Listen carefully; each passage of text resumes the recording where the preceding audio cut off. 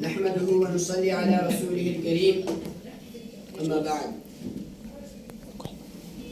May praise be to Allah, the creator of the world, and peace and blessing be upon his Prophet Muhammad sallallahu alayhi wasallam, the head of all messengers, upon his family and all his companions. Today, on this auspicious occasion, it's my pleasure to say some words on the topic of the Holy Qur'an. Allah says in the Holy Qur'an, هُدًى لِلنَّاسِ وَبَيِّنَاتٍ مِّنَ الْهُدَى وَالْفُرْقَانِ, as guidance for mankind and as clear signs that show the right way and distinguish between right and wrong. Allah created mankind and wanted them to follow the right path so that they prosper in this world and the world hereafter. For this purpose, He sent down many messengers and prophets to guide the mankind.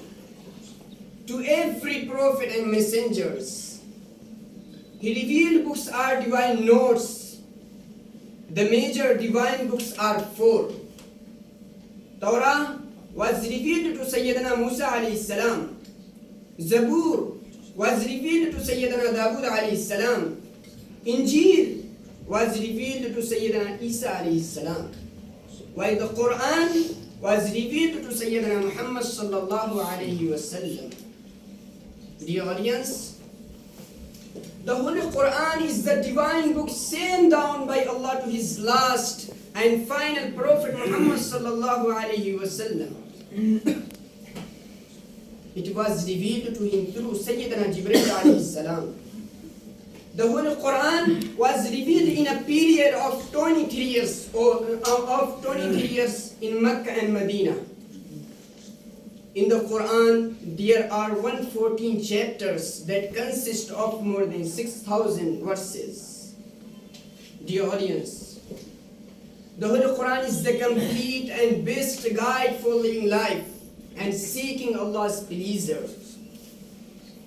The teachings of the Quran are universal, addressing all people throughout the world, regardless of their creed and color. The enlightenment's soul. I conclude my speech. وآخر دعوانا الحمد لله رب العالمين.